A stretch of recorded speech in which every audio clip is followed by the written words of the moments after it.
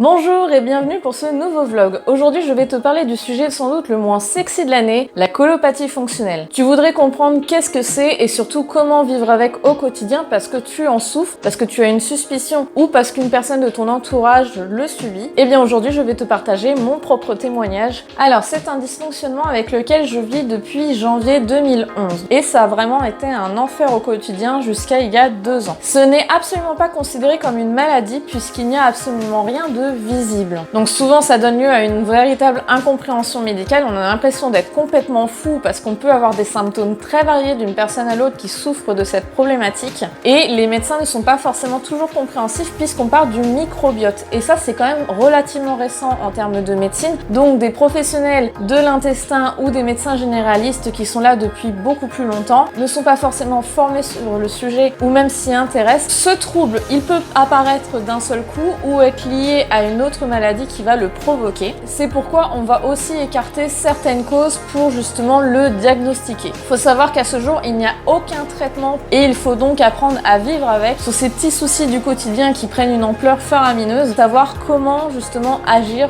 pour ne plus être en souffrance. Il faut savoir qu'en général, ça touche plus les femmes vers 30 ans. J'avais seulement 19 ans et on suppose que le facteur stress est un élément aggravant pour justement avoir ce dysfonctionnement, mais aussi quand on en est atteint, puisque ça va aggraver nos symptômes si on n'est pas bien émotionnellement. Tu le sais, au niveau de notre cerveau, il y a plein d'échanges, il y a des millions de neurones, etc.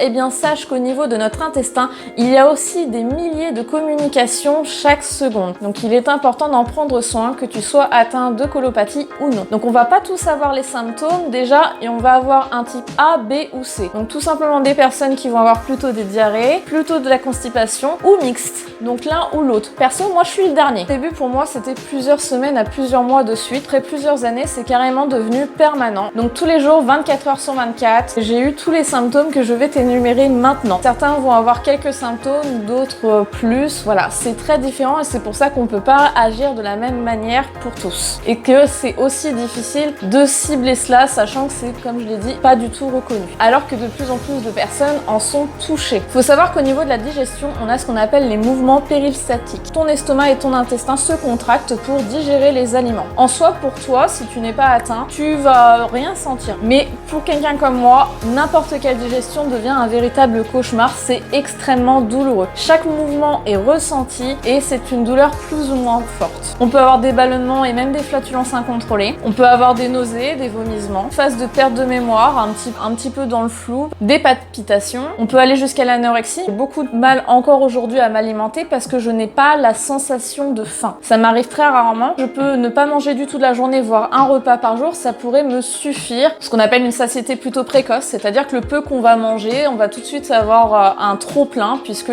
si on est en phase de constipation, les intestins sont déjà pleins. Toutes les semaines, j'avais des maux de tête, voire des migraines, et rien n'y faisait. J'avais ce qu'on appelle une fatigue chronique. Je m'endormais au volant, je m'endormais partout, j'ai fait des tests neurologiques pour comprendre ce qui se passait, il n'y a eu aucun retour là-dessus, et en fait, c'était lié à cela. Aussi une fatigue mentale qui va pousser très facilement à la dépression. Une personne qui est atteinte va relativement beaucoup plus souvent qu'une autre personne aller vers cet état dépressif, alors qu'en soi, il n'y a pas d'explication. C'est pas comme s'il y avait un mal-être. Témoignage de perte de poids, on voit sur les photos que vraiment j'ai un ventre très gonflé et en fait c'est tout simplement mon intestin qui était visible. Ce qui fait que les vêtements étaient vraiment très inconfortables. Le sport c'est pareil, ça me rendait malade, ça me faisait vomir. Tout contact ou autre qui va avoir un contre-coup à ce niveau-là va être compliqué. Bien sûr, on n'en parle pas, mais les relations intimes sont aussi très difficiles parce qu'on ne peut pas avoir du poids sur le ventre. Ça va avoir un contre-coup là-dessus pendant l'acte. J'ai pris 20 kilos en un mois. Une fois que la colopathie est apparue, je n'ai jamais pu le perdre naturellement. Il faut déjà travailler là-dessus avant de pouvoir gérer correctement son poids et sa silhouette. Si on ne régule pas justement ce souci intestinal, on ne pourra pas progresser, que ce soit émotionnellement ou physiquement. Il faut savoir aussi qu'il y a de nombreux aliments qui vont provoquer des difficultés de digestion. Et au bout d'un moment, c'était n'importe quel aliment me rendait malade. Alors les crises en soi, ça peut survenir pendant le repas ou après celui-ci. Ça m'a déjà réveillée en pleine nuit en hurlant. Eh bien, on va avoir des contractions extrêmement violentes, c'est même visible physiquement. Pour ma part, c'est extrêmement dangereux puisque quand j'ai ce genre de crise, ça me fait tomber inconsciente systématiquement. Donc il faut absolument que je sois à portée en fait des toilettes. Ma malheureusement. Donc ça m'est déjà arrivé en ayant mon fils dans les bras, en étant en voiture. Ça m'arrivait en général sur une demi-heure à 1 heure. J'avais aussi ce qu'on appelle le phénomène du SIBO. C'est assez peu connu. Je ne comprenais pas pourquoi quand je mangeais, j'étais capable d'aller aux toilettes immédiatement en crise. J'avais l'impression que manger était inutile parce que je n'assimilais rien. C'était mon ressenti en fait émotionnel, mais en fait physiologiquement c'était exactement le cas. Donc le SIBO, comme tu vois, c'est la migration des bactéries du côlon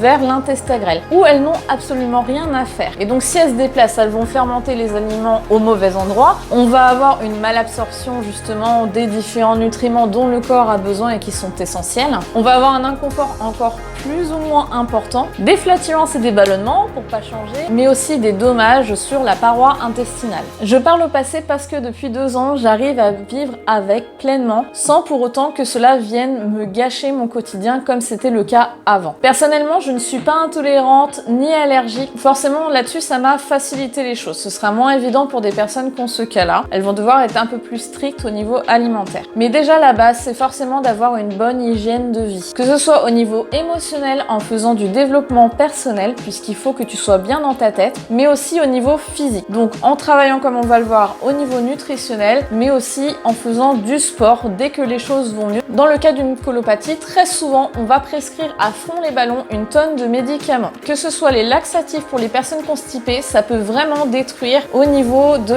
l'intestin. Prescrire également des anxiolytiques quand on est dépressif, ça c'est la base. On y va comme si c'était des bonbons. J'en ai eu pendant des années, ce n'est pas bon du tout. Mais aussi des antispasmodiques. Alors j'en ai eu pendant les premières années. Au début, ça marche. Après, ça ne fonctionne absolument pas. Travailler la base, ça permettra d'éviter de travailler les symptômes. Alors je ne connaissais pas du tout, mais ça aide beaucoup de monde. C'est plus ou moins strict forcément. Si on a des allergies ou des intolérances, on va être encore plus restrictif. Mais en soi, il faut vraiment éliminer certains aliments qui vont aggraver cet état d'inconfort. J'avais testé plusieurs choses, même sur prescription d'un spécialiste. C'était des produits à base de plantes, d'autres probiotiques qui étaient vraiment très différents. À chaque fois, soit ça n'a pas fonctionné, soit ça a été pire que tout. Très franchement, j'ai choisi un probiotique et ça a totalement changé ma vie. C'est vraiment incroyable. L'acide aminé qui est la L-glutamine, on le sait, a un impact très positif sur la paroi intestinale puisqu'elle permet de la réparer si elle est poreuse, éviter que justement des petits trous se forment et fassent passer des éléments qui ne devraient pas dans le sang et contaminer l'organisme. Par contre, attention,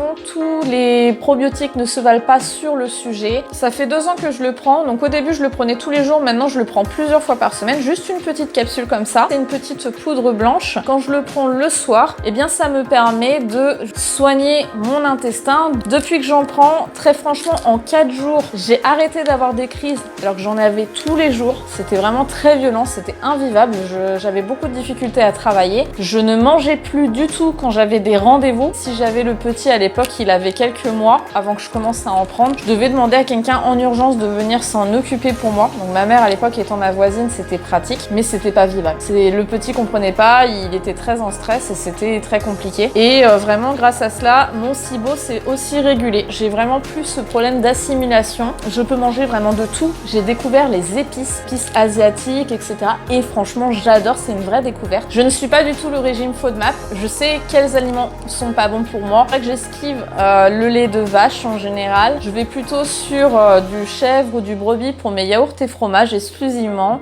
Sinon du lait végétal. Je suis passée aux céréales complètes. Plus de riz, pâtes, etc. à la farine blanche qui fait gonfler. J'ai un mode de vie beaucoup plus sain et ça a tout changé. Si tu as des questions sur les infos que j'ai données ou sur le probiotique que je prends, n'hésite pas à me laisser un commentaire, me contacter par message. Ce sera beaucoup plus simple pour parler personnellement. Tout le monde n'a pas besoin de savoir. C'est pas facile de se confier sur le sujet. Donc j'espère vraiment que ça a pu t'aider ou quelqu'un de ton entourage que tu connais qui est dans cette problématique. Donc n'hésite pas à le partager justement si ça peut permettre à des personnes de se sentir soutenues, sachant que le cheminement peut être long jusqu'à trouver quelque chose qui nous convienne et surtout qui nous soulage parce que ça ne se soigne pas. Mais comme tu le vois, il peut y avoir de vrais soutiens qui peuvent vraiment te permettre de retrouver une vie normale et franchement c'est extraordinaire. C'est pas facile du tout à vivre avec et il y a beaucoup d'incompréhension déjà de soi-même. On se sent tellement mal que c'est compliqué de faire son quotidien autour de ça. C'est compliqué pour les gens qui vivent avec nous parce que on est tout le temps malade.